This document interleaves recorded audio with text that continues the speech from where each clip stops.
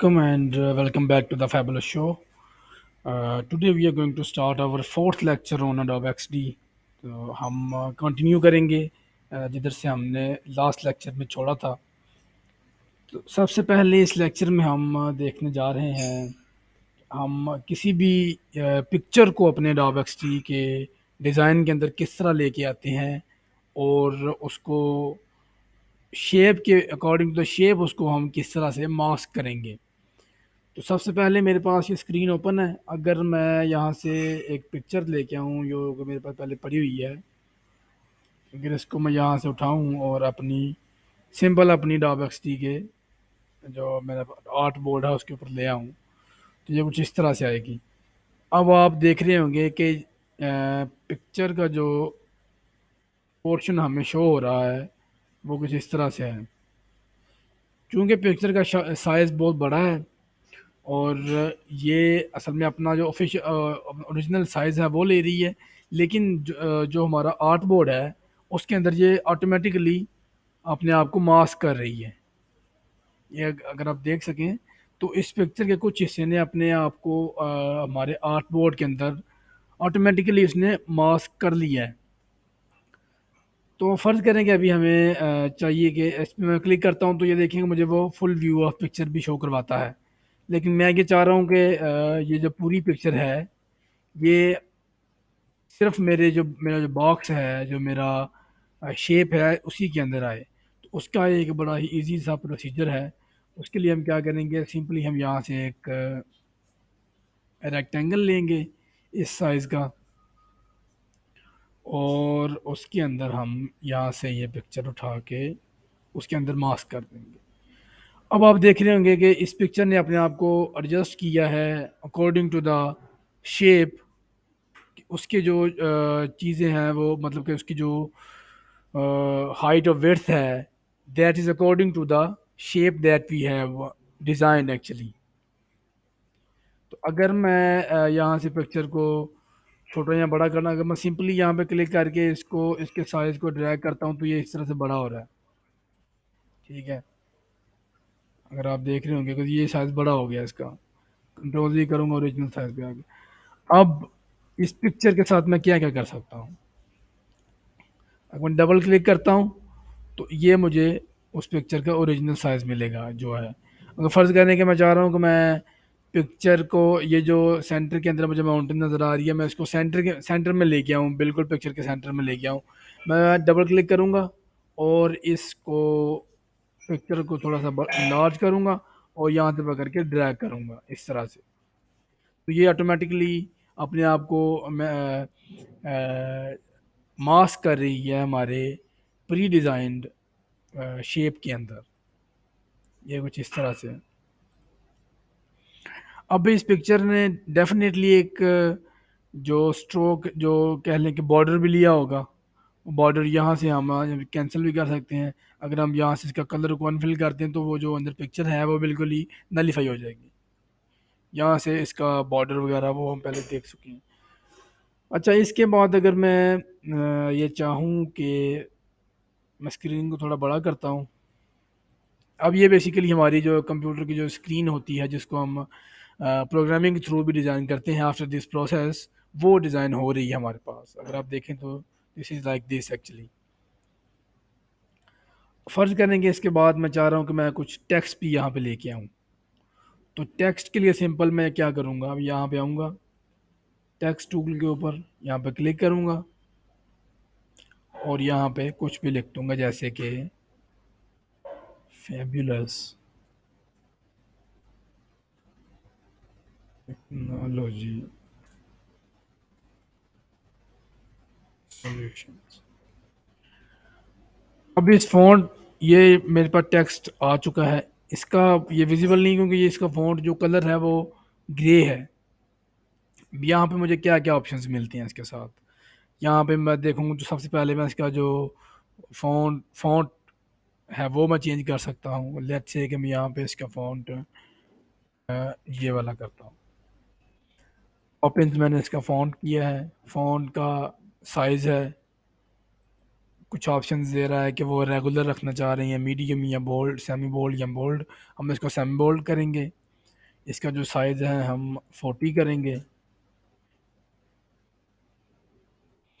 उसके बाद हमें ऑप्शंस वो दे रहा है नीचे अगर आए, तो ये फिल का ऑप्शन है। फिल अगर मैं इसका वाइट करता हूँ, क्योंकि ये अभी भी इसका जो फ़ॉन्ट का जो साइज़ है वो काफ़ी छोटा है, हम इसको और भी बड़ा कर सकते हैं, ऐसे कि जैसे 60 कर सकते हैं।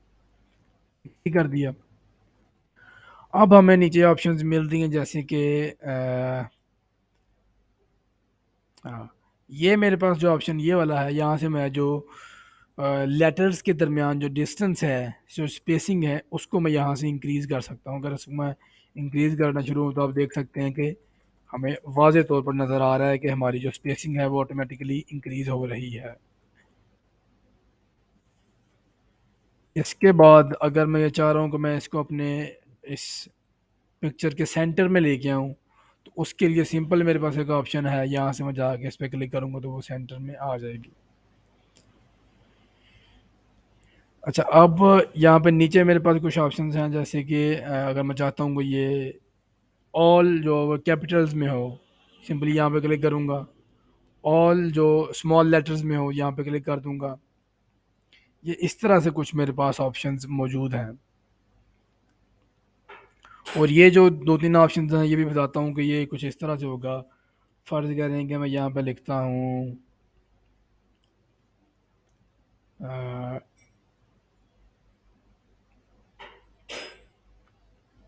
H2SO4। अब ये मैंने एक सिंपली फार्मूला लेके मैं इसमें जा रहा हूँ। मैं बेसिकली एक्सप्लेन करने जा रहा हूँ अपने इस ऑप्शन को और इस ऑप्शन को। अब टू को फर्ज करेंगे, टू को मैंने नीचे लेके जाना है, तो मैं सिंपली यहाँ से टू को सिलेक्ट करूँगा और इस पर क्लिक कर दूंगा तो ये नीचे आ गया। यहाँ पे आकर मैं इस पर क्लिक करूँगा तो ये नीचे आ गई। अगर मैं ये चाह रहा हूँ कि अपने मैं टेक्स्ट को अंडरलाइन करूँ तो सिंपली मैं इस पर क्लिक करूँगा तो वो अंडरलाइन हो जाएगा। अगर मैं अपने टेक्स्ट को कट करना चाह रहा हूँ तो मैं सिंपली इस पर क्लिक करूँगा तो वो मेरे जो डिज़ाइन है उसके ऊपर, जो मेरा टेक्स्ट है उसके ऊपर कट का जो लाइन है वो लगा देगा ऑटोमेटिकली। ठीक है, ये खत्म। इसको मैं सेंटर में करता हूँ। अगर अगर मैं यहाँ से इसको व्यू करना चाहूँ तो ये चीज़ मुझे कुछ इस तरह से नज़र आएगी। ठीक है, अब फ़र्ज़ करें कि मैं यहाँ पे नीचे कुछ टेक्स्ट भी डालना चाह रहा हूँ। उसके लिए सिंपल मैं क्या कर सकता हूँ, यहाँ से अच्छा मुझे टेक्स्ट मुझे कुछ ज़्यादा चाहिए, तो उसके लिए मैं सिंपली क्या करूँगा कि मैं यहाँ से टेक्स्ट को सिंपली कॉपी करूँगा जितना भी मैं करना चाह रहा हूँ। लेट्स से कि मैं इसको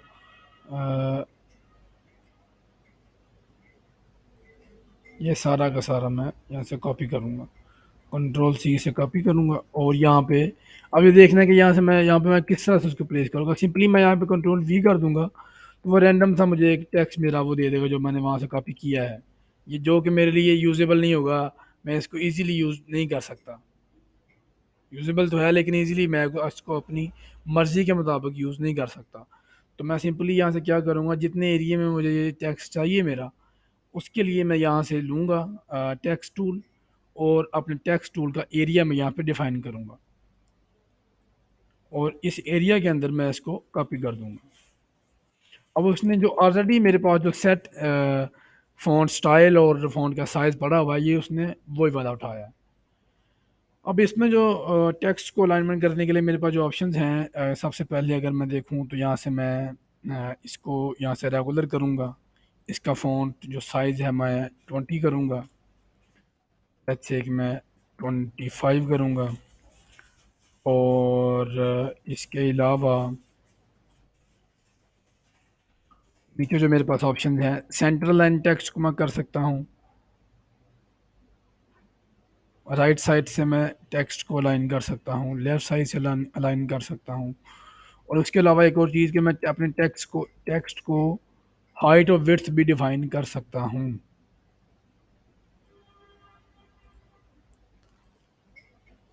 अगर मैं यहाँ पे इसको ये करूँ तो ये कुछ इस तरह से मुझे शो करवाएगा। ठीक है, ये दो चीज़ें मेरे पास आ चुकी हैं। टेक्स्ट का कलर अगर मैं चेंज करना चाह रहा हूँ तो यहाँ पे सिंपली फिल के अंदर जाके मैं कोई भी कलर रख सकता हूँ।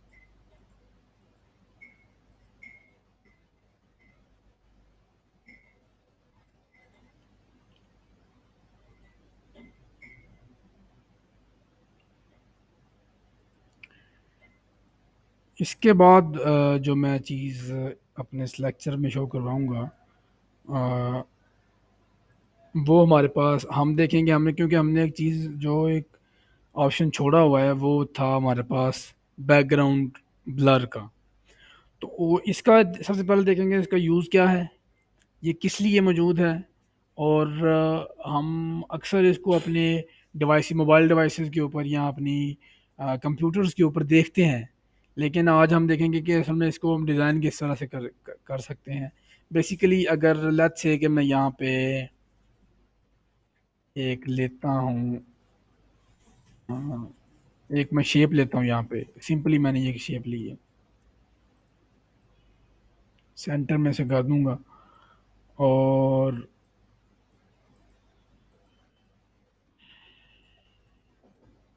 ये मेरे पास शेप है। अब इसका मैं जो बॉर्डर है उसको ख़त्म करूँगा, इसकी जो एजेस हैं उनको मैं थोड़ा सा राउंड करूँगा ताकि ये देखने में हमें कुछ बेहतर लग सके। बैकग्राउंड ब्लर असल में है क्या है, इस पे मैं क्लिक कर दूंगा तो ये आप देख रहे होंगे कि इसने जो इसका बैकग्राउंड है उसको ब्लर कर दिए, डिस्पाइट ऑफ फैक्ट कि हमने इसको कौन सा कलर दिया हुआ है। इसके जो शेप था उसको हमने कौन सा कलर, हमने इस टाइम अगर देखें हम तो यहाँ पर वाइट कलर था। ठीक है, अब इसको मैं कोई भी चेंज कर दूँ तो वो उस पर कोई फ़र्क नहीं पड़ेगा। अब आपने अक्सर डिवाइसेस पे देखा होगा कि जब मैं ड्रॉप डाउन करता हूँ किसी मोबाइल डिवाइस में, ख़ास तौर पे ड्रॉप डाउन करता हूँ या फिर मैं एप्पल की डिवाइसेस पे देखता हूँ कि जब वो चार्जिंग में लगाता हूँ तो मुझे इस तरह का पॉपअप शो करवाता है। तो वो असल में बेसिकली ये वाली चीज़ है, वो बैकग्राउंड को ब्लर कर रहा है यहाँ पे। अब मैं इसके ऊपर बैकग्राउंड को ब्लर करके मैं इसके ऊपर कुछ भी लिख सकता हूँ। जैसे कि मैं यहाँ पे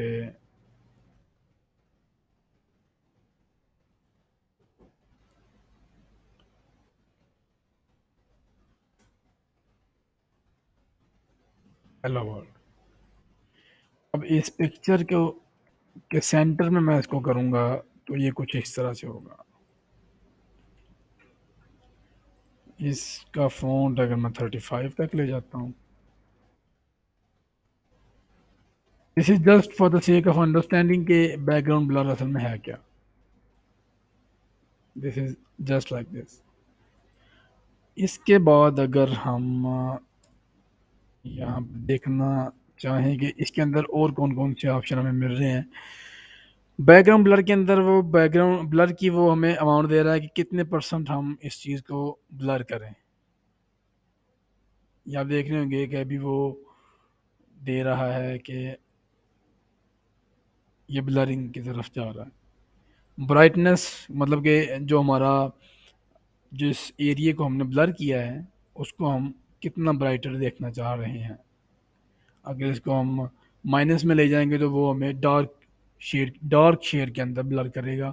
और अगर हम इसे पॉजिटिव वैल्यूज़ देंगे तो वो हमें पॉजिटिव जो ब्राइटनेस के अंदर उसको ब्लर करेगा। अब इसके अंदर एक चीज़ है ओपेसिटी। ओपेसिटी बेसिकली इस कलर की ओपेसिटी है जो कि हमने पहले से डिफाइन किया हुआ है। अगर मैं इसकी ओपेसिटी को इंक्रीज़ करता हूँ तो ये देखेंगे हमें वो उस कलर के अंदर ले जाएगा जो कि पहले से हमने डिफाइन किया हुआ है। लेकिन ऐसा हमें इसकी ज़रूरत नहीं पड़ती क्योंकि हमने यहाँ पे 100% कर देंगे तो बिल्कुल वो हमें कलर दे देगा, वो ब्लर होगा ही नहीं। इसलिए यहाँ पे वो ऑटोमेटिकली इसको ज़ीरो कर देता है ताकि वो अगर थोड़ा सा हम देना भी चाह रहे हैं टच तो वो दे सकते हैं।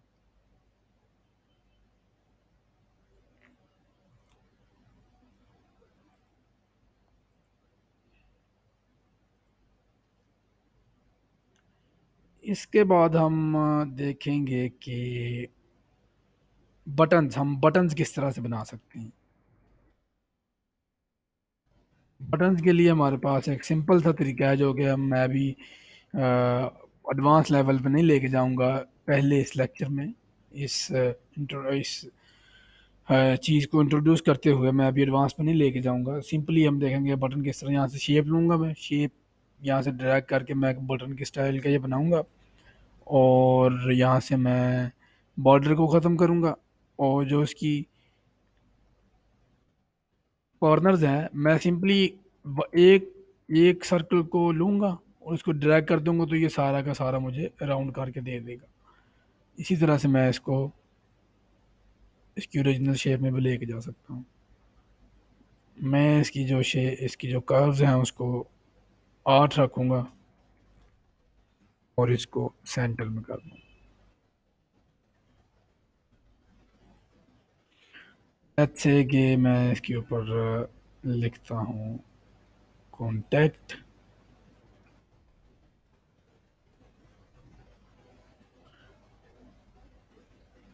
कलर मैं ब्लैक करूँगा और इसका जो साइज़ है वो मैं 20 कर। अब इसको सेंटर में लेके आने के लिए मैं सिंपली क्या करूँगा, कॉन्टैक्ट पर क्लिक करूँगा, शिफ्ट को क्लिक करूँगा और इस जो शेप मैंने बनाई है उसको क्लिक करूँगा, और मैं यहाँ से सेंटर लाइन कर दूँगा अपने इस बटन को। ये कॉन्टैक्ट का बटन मेरे पास मौजूद है अभी। अगर इसमें हम कुछ चेंजेस करना चाहें, ये आप देख सकते हैं कि हमारा कॉन्टैक्ट का बटन है।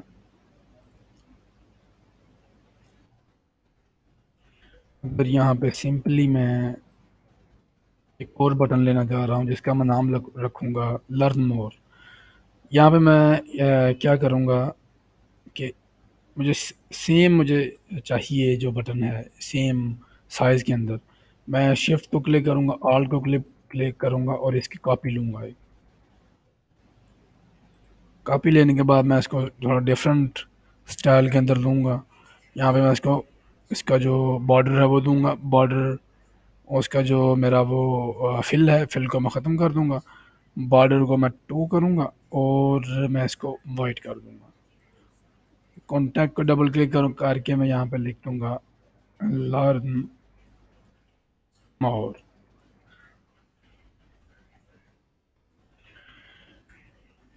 अब मैं फिल ब्लैक कर दूंगा और मैं चेक करूंगा कि ये सेंटर में है या नहीं है।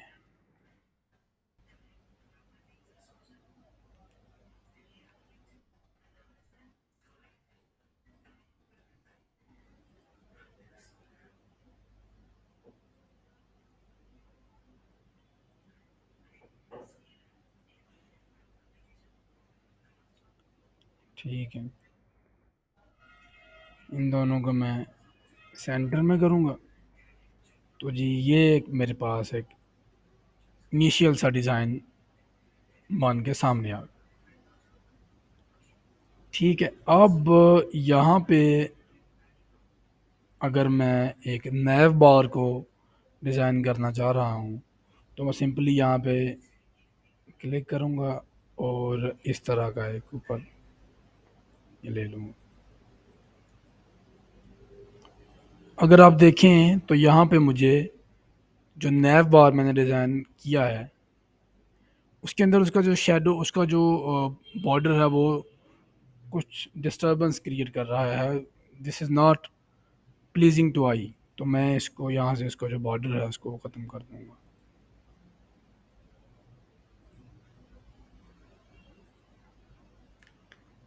तो ये मेरे पास एक स्क्रीन जो है वो डिज़ाइन होती हुई मुझे नज़र आ रही है।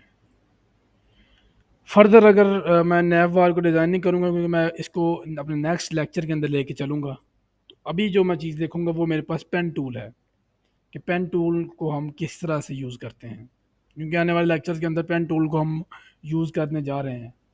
तो अभी मैं देखूँगा पेन टूल को मैं लेता हूँ, यहाँ से क्लिक किया, बिल्कुल सिंपल तरीके से ये क्लिकेबल सा एक पेन टूल है हमारे पास।